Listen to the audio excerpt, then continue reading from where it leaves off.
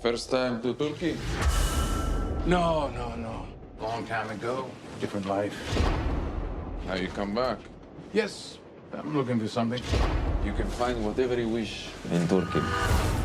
How about a man who kidnapped a little girl from her American mother? Would not be looking for such a man. It would be dangerous for you. Men like him would think that.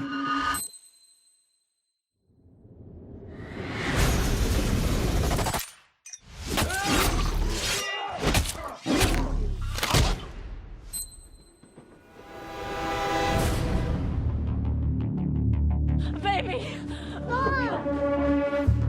Robert, I'm your only friend. It's great you're helping all these random people and everything. But stay off the radar. Something happened to one of ours. So I'm obligated to look into it. Thought you were retired. Oh, I am. Just like you're dead. Yeah. What's the matter?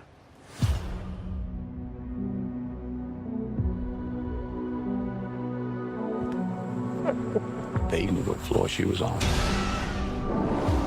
They're tying up loose ends. Exactly. I was your partner for 7 years, Mac. It's a mistake to go to war with him. It's go time. They're going to war with me. It's go time. Whoever did this have off-chart skill sets. It was the agency, family. You ever see Star Trek? Very good. Call 911. Go time. Roll it down with a good rhyme and I run out with a baton. That's a relay race with a bouquet. They say, K, you gon' marry mine. Yeah. Okay. They killed my friend. So I'm gonna kill each and every one of them. And the only disappointment is that I only get to do it once. Die from last shout. Die from last shout. Die from last shout. Seeing you carrying all those books around, I figured you for some kind of teacher. I'm a high-level paid government assassin. It's go time.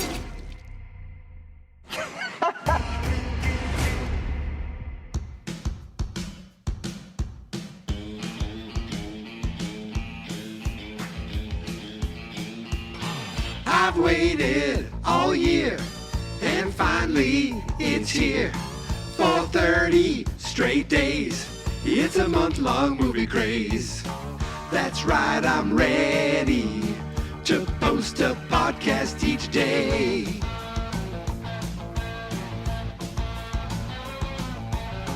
I watched a movie, and now I've got stuff to say. 'Cause movie month is here, yes dear, in case I wasn't clear. 30 movies, films that I've never seen. Cast, podcast, from first day of month to last. In June, all June, this is my movie month too. Been doing this for 12 years. I'll pause for applause and cheers. Okay, well, maybe not. But please follow all month long.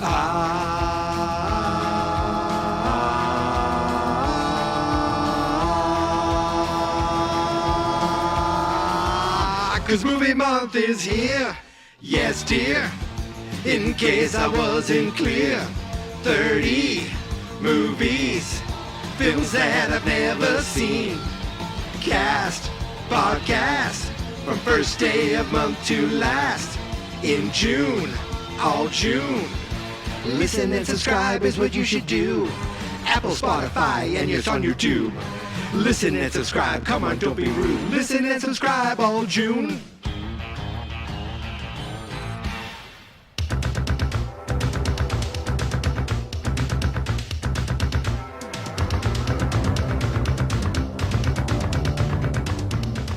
It's time to get equalized, my friends. It's time to get equalized again. If there's something bad that you do, You're gonna meet the Equalizer too. Do do do do do be do be do. I can't believe that I said that and I actually made it rhyme. Happy Wednesday, everybody. It's Wednesday, June 25th, which means for the 25th friggin' day in a row, I watched a movie I've never seen before, and for the 25th day in a row, I am here podcasting about that movie to you. Now, I am back with another sequel. In fact, let me look. How many other sequels do I have left? And how many original movies? So, counting today, we have 1, 2. That's it. There's only one other sequel left in movie month. The rest are all original movies. What could that sequel be? I think everybody knows what it is at this point. If you've been following along, there's been one series that I started.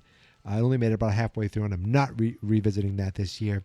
There's another trilogy that I started, and I will be finishing. So, of course, now you know what that is. But that has nothing to do with today. Today is also part of a trilogy, but I watched the first one last year. I'll watch the third one next year. And this year, here I am watching and talking about The Equalizer Part 2. The Equalizer 2, directed by Antoine Fuqua and starring Denzel Washington again. I don't care how old Denzel is. Okay, this movie came out in 2018. I can't believe this movie's already 7 years old. But so he was born in the year 1954. Now watch what I'm going to do here. 54, 64, 74, 84, 94, 2004, 2014. So he's 64 at that point. And guess what? There is not a goddamn thing he does in this movie that I don't think, oh, he's too old to do that. No. He fights people, he punches people, he shoots people, he stabs people, he maims people, he kills people, and he teaches people. And I believe every single thing he says. I believe every single thing he does. I would walk through fire for this man. Yes, I would be a man on fire for Robert McCall. I can't believe it took me years to watch the first one, and I'm like, what was I thinking? And here I am again watching the second one. More awesomeness, more Robert McCall awesomeness, more Denzel awesomeness. And this time last time he was an old guy working in a Home Depot type store. And, there wasn't like nobody knew who he was. And all of a sudden, boom, he's doing stuff. And he kind of finished that movie with an ad. He's like, I will help you. I am the Equalizer. And he gave the motto, which is from the TV show. The old TV show, I don't know if the Queen Latifah TV show did the exact same motto, which I think that show just got canceled, but it was on for a few years. But this time around, he's still in Boston, which was very cool to see. There was a moment in action, I would say a chase, not a chase because the enemy was in the car with him, but there was a car moment where I'm pretty sure I was like, I recognize the bridges he went over. There was a bus that said Ruggles on it, and I was like, yes, Ruggles, because the Ruggles station was the Orange Line station that I would take all the time to when I took the train, when I commuted to work back in the olden days when I went to work into an office a couple times a week. So I loved seeing the Zakin Bridge. I loved seeing TD Garden. I love seeing all these things. I never knew that this was a quote unquote Boston movie. And it is and it isn't. I mean, it takes place in Boston. It's not about Boston. It just happens to be a guy who lives in Boston. And it was great. I love that there's like this little world they created with Melissa Leo being kind of his former handler, I think, former like boss, I think. Now that's the funny thing. I've watched both movies. I kind of know what's going on. And I was trying to think, well, what was the main story of this movie? And I'm going, I don't know. I just watched it, but here's what I think happened. Okay. And I apologize. I just finished it. I hit record and okay. We see, never mind the beginning. The beginning was his own little thing. I'll talk about that. But we see this guy in Brussels, not Jean-Claude Van Damme, but in Brussels, Belgium. And he His wife is getting beat up by these American dudes. They kill him. They kill the wife, and they make it look like a murder-suicide. Denzel, actually, Denzel's like, I don't think so. Melissa Leo is like, that's one of our agents, so I'm going to go check it out. She goes over with Pedro Pascal, and she gets killed. And Pedro Pascal is distraught. He hooks up with Denzel, and we find out that Denzel used to be Pedro's partner and his commanding officer, and they need to get to the bottom of this. They're worried they're starting to come after people. Denzel's like, you're not safe. Bill Pullman, which is Melissa Leo's husband, he's not safe. He plays a very small part in this, and he's just a supporting character, Bill Pullman. But he plays it fine. He's just not in it very much. So there's all this story going on where it's like former agents are being killed. He's like, Robert, Mac, you were dead. I saw you and then you were gone. He's like, I had to get out. What happened to all the other guys? Oh, they're, I don't know. I don't see them much anymore. I guess there was a team of guys. Well, it all turns out, and yeah, you've seen the movie, right? It's 7 years old. It all turns out that Denzel was looking into it a little too much. Some guy shows up in his car, tries to kill him. Of course, I mean, what an idiot. He gets equalized, bam, bam, bam, right in the face a few times. And I hit my microphone. I was so excited. The guy looks at his phone, and he kind of gets all this information off his phone. And he goes to Pedro Pascal's house. Oh, excuse me. I really shouldn't be yawning. I'm sitting up. Everything's good. It's 9:53 p.m., so a little late considering my dog woke me up at about 4:30. But I did fall back asleep for hours, so I feel like I should be in pretty good shape. But I just yawned, so there you go. So he shows up at Pedro Pascal's house. He's like, look, we're not safe. Nobody's safe. They're after us. I found this phone, and any phone numbers that this phone called would definitely still be there in the phone. And then all of a sudden, Pedro Pascal's phone rings, and he goes, "So aren't you going to pick it up or something like that?" And you go, "Oh shit, Pedro Pascal, you son of a bee! This is before you're the Mandalorian." It's funny. I went on IMDb to open up the Equalizer 2 page, and the first thing I see is Pedro Pascal's big head. Not that he has a big head, but his head and he is Mr. Fantastic in the new Fantastic Four movie. I mean, the guy is moving higher and higher up into movie star. He isn't movie star now. He is almost a superstar. He's like right on the tinge. I think he's going to be a superstar after this. This is all conjecture. I mean, the guy's a star, and he's very famous. And for me, I think I said the last time I saw Pedro Pascal, was it in the Unbearable Weight of Massive Talent? And I think I said or maybe I was texting someone because my brother's like, Pedro Pascal's everywhere now.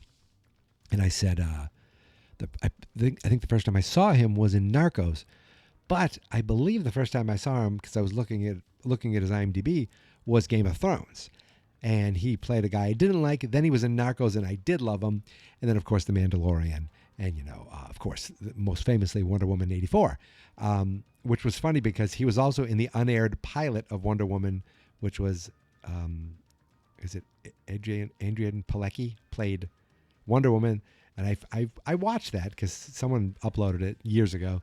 But it's funny seeing him there, and then later he's in Wonder Woman 1984, and years later he's goddamn Mr. Fantastic. But all the way back here, he plays Dave York, and it turns out he's like, we were tossed aside. So guess what? All the guys are in on it. So the guys we saw before killing that agent in Brussels, they're all Robert McCall's former men. So he goes, come on. He goes out and shows them all the guys. He goes, this is it. These are the guys. This is what we do now.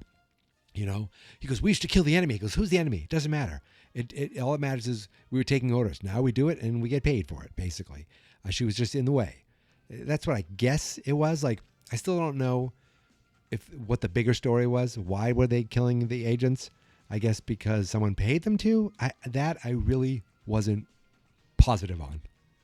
And the thing is, it doesn't matter to me, because here's what matters to me in this movie and these types of movies. Someone is being killed. Someone is being chased and hunted. There are bad guys who did it. It turns out one of the guys you thought was a good guy is a bad guy. And Robert McCall is going to kill them all. It is it. I saw it in Man on Fire, fantastic. Equalizer, Taken, John Wick. To me, John Wick, is the best of the best but this is right behind it. These are better than the Taken movies. I don't care what anybody says. I watched the first Taken movie, and I was like, all right, that's cool. Equalizer's better. And you come at me. Come on.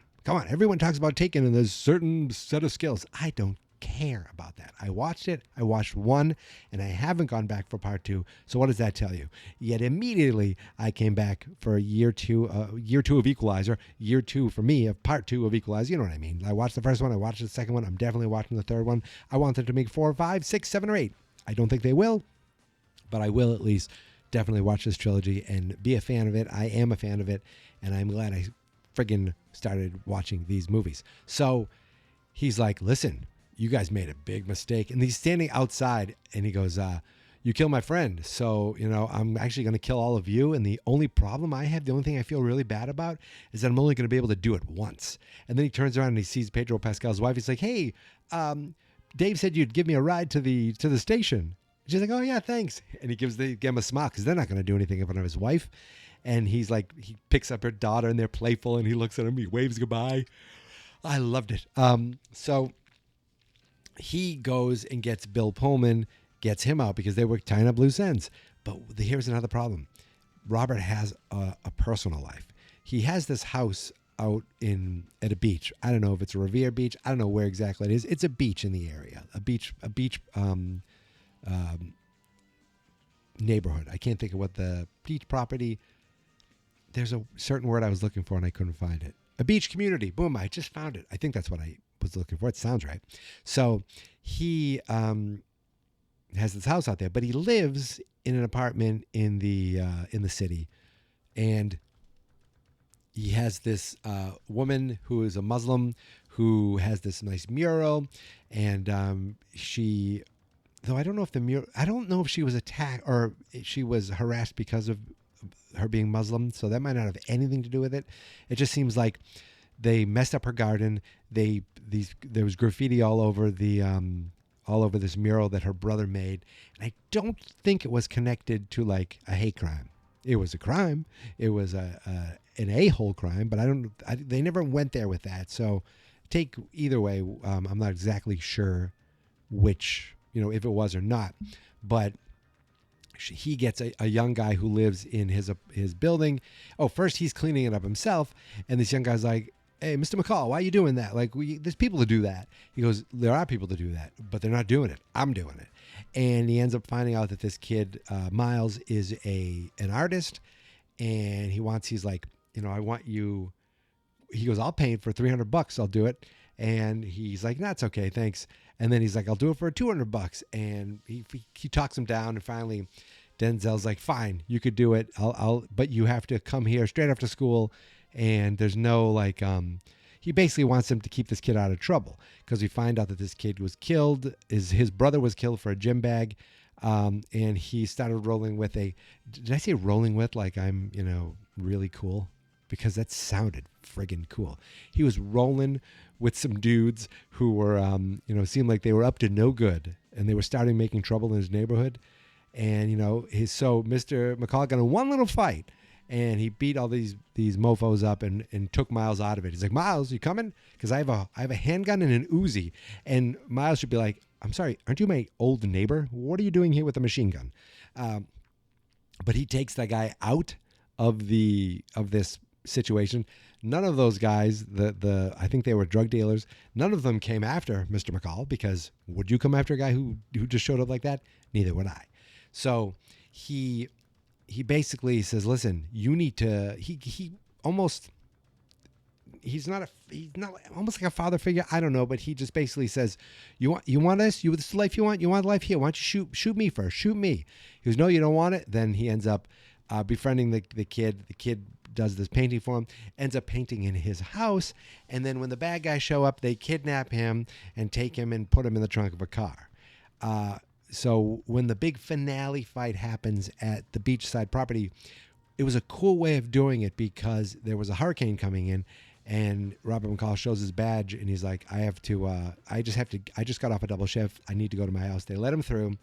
The bad guys show up, and they're just like, the cops like, there's a hurricane, you can't go through, and sorry for the yawn, and he just goes, oh yeah, bang bang, shoots them, goes onto the island, chases him. But what I liked is that it was a daytime, it wasn't a thing they had to wait till night. It was daytime, but the whole neighborhood was evacuated because of the hurricane. So that was a cool little twist that I don't remember ever seeing before, that the hurricane allowed this big action scene to happen during the day, but without civilians because they're all evacuated. So I like that. So there's a big like watchtower that Pascal goes up into, and the other three guys just wander around until Denzel shoots one in the friggin' face with a spear gun. This is Jason Voorhees stuff. Takes a knife, stab, stab, stab, stab, stab. Then he sets a bomb up, or somehow this guy with flour and a grenade blows up. Whatever happens, Mr. McCall did it. So this guy ends up blowing himself up, kind of when he goes to blow up. When he goes to blow up Denzel. What an idiot! Boom, boom, boom. They're all dead. And then Pedro Pascal's like, "Oh yeah, what are you gonna do?" He goes, I have a contingency plan. And he starts shooting at the car. He goes, he's in the trunk. I'm going to kill him. I don't think he said exactly that, but the kid's freaking out in the trunk. And he goes to make one more shot. And Denzel shoots the tire. So the car goes down 1.5 feet. And that was enough for the shot to miss. Now, I don't know why Pedro didn't take another shot, but instead he was getting angry. I'm angry. Where are you, Robert? And McCall shows right up at the top. He's like, I'm right here, mother effer. Boom, bam, boom, punch, punch, punch, stab, stab, flip, flip, fight, fight. Then finally Denzel pokes his eye out, stab, stab, stab, slits the back of his throat. And then we get a nice little thing where he shoves him off the edge. And we literally see the body fall, hit the rocks, swept off to sea, never to be seen again. His family distraught forever. His kids broken forever. And the guy that they just met and they took to the train station, he killed your daddy. And your daddy deserved it. So that was the end of that. We see the ending where that guy Miles did a beautiful painting. In fact, I think he restored the exact painting that the woman had, because at one point she's like, my brother made that painting. It's from where we're from. And the kid's like, yeah, you live here now. I was like, cold, Miles, cold. So I think Denzel, he might still live in the apartment, but where he had a cool little panic room. That was cool. But I think he also is going to start going back to his beachside house, because that was really where him and his wife were, and there's a lot of memories there. But I think the fact that seeing him lose his really good friend, Melissa Leo, made him realize, there's more to life, and he has to live life. So that's my guess. That kind of ends with that. But there was another side story where this older actor named Orson Bean plays this old guy that Denzel picked up all the time and helped. He was a Lyft driver for him. And they became friends. And we find out this guy was it the Nazis who took a painting of theirs, and he saw it was his sister's when he was a little kid. His sister and him got separated into separate camps, never to see each other again. And they, Robert McCall, unbeknownst to Orson Bean, Robert McCall has Melissa Leo look into this painting. And it doesn't seem like they find the painting. Now, this guy keeps claiming this painting's mine. It was at an auction for $12 million. He thought he had proof, but no one paid him any mind. And instead of the painting, they find the goddamn sister who's still alive. At the very end, they're like, we don't know who did this, but all of a sudden, here she is. Hey, oh my God, me and my sister are happy together. And I like that. And I looked up this guy, Orson Bean, and he was an actor in a bunch of different things. He died in 2020. He got hit by a car. That was really depressing to see that. I was like, oh my God, I can't believe that. I don't know. Orson Bean. A picture popped up. That's from the 70s. So there's that story going on, the painter going on, the neighborhood woman who did the gardening, and of course all the bad guys. And then there's this whole thing at the beginning where freaking Denzel's wearing a beard, and he's like posing as I don't know if he's posing as a Muslim. I don't know what the hell he was doing exactly, but he shows up on this train in Turkey, and he's basically there to save a girl who was kidnapped by her father. And he shows up and he goes. And he's just talking to this guy at the bar, and he's like, yeah, I'm looking for a guy, a kind of an evil man who would take his own daughter. And the guy's like, oh, shit, that's me. and he has his ruffians. Denzel murders all of them. Kill, dead. And the funny thing is, this guy, Denzel was never hired for this. This woman, like, it wasn't a paid job. This woman freaks out, comes into this law firm, and they're like, she was just here. Someone dropped her off a half hour ago. She's back. I can't believe it. And then later, Denzel shows up at a bookstore, and he's buying a book from this woman, and he looks behind the counter and sees the girl, and he gives a little wink and goes, shh, and she goes, shh. It's their little secret. And the woman's like, he goes, oh, your for sale sign, it's gone. She goes, yeah, different circumstances. I'm not going anywhere now. Thanks, Mr. McCall. And she has no idea that this man traveled all the way to Turkey. I don't know where he got the money. I don't know where he got the beard, but it was awesome. And on this train, killed a bunch of people who deserved it. And he did it just because he probably was like, where's your daughter? He looked into it. Then he checked with Melissa Leo, who probably helped him find more information. And then he's like, I'm going to go to Turkey, kill everybody, and bring the daughter back. Okay, Robert, see you soon. And he did exactly what he said he was going to do. And at the end, he looked at the guy on the train, and he's like, who? He's like, why did you do this? Oh, no. He goes, what happened? I don't understand. He goes, you don't understand? You just got equalized. I think I used that joke 20 times last year, too. And I'll use it 20 times next year because I really, really, really like these movies. So that's it. I probably missed some stuff. I probably got some stuff wrong. And I probably don't care because I am done. It is 10 past 10, and I need to get this show up and out. I have less than 2 hours to put my face on Pedro Pascal's body. Oh, that rapscallion. I was so much happier when he was a good guy. And then it turns out I was wrong. That son of a bitch. All right, listen. I'll be back tomorrow after today. After today, there's only 5 movies left. 5 movies. Thursday, Friday, Saturday, Sunday, Monday, June 30th. We're in the home stretch. There are no more Wednesdays. This is the last Wednesday of movie month. And it's the last Equalizer of movie month this year.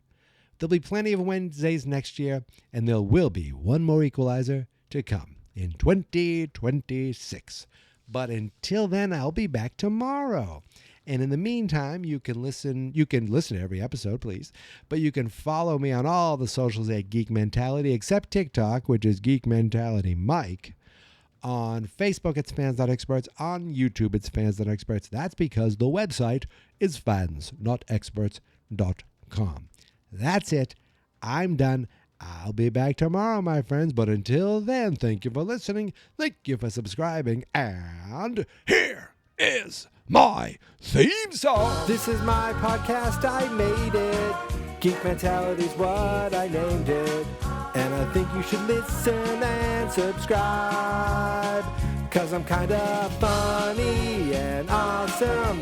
I think that I'm worth your time, and I'm kinda handsome. My mom says, please listen and please subscribe. At least listen to this episode. Fans not experts.